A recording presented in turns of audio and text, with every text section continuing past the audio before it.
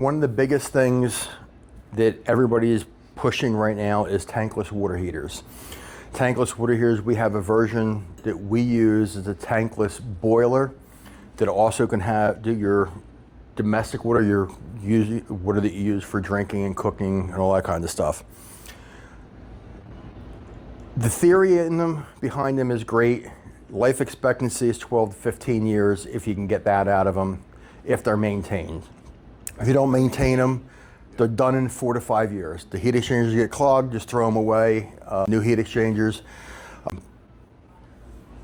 They're running on average, when we price out what we call a combi boiler, I'm pricing them out $14,000, $15,000, $16,000. Other guys are close to 20.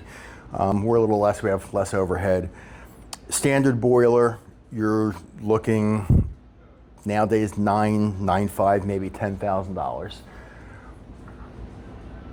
Standard boiler is going to... So the hot water component of it's like $4,000 or $5,000. Correct. You also, because they make water so fast, they have to have such a, for layman's terms, such a big fire in that box. I mean, it's a little box, but it's such a high intensity fire. You normally then have to increase the gas line size. Sometimes you have to get, with the gas meters, sometimes the meters need to be replaced from the PSE&G because the meters aren't big enough to allow so much gas to be coming on at once to heat that.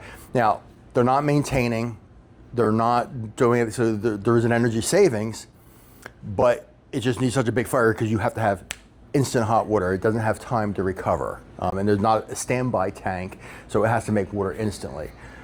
One other thing with them, people don't understand,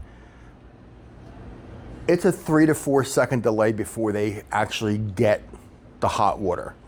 Now, if you have your bathroom on the other side of the house, or your kitchen on the other side of the house, you're already running your water to wait till you get hot water at that tap.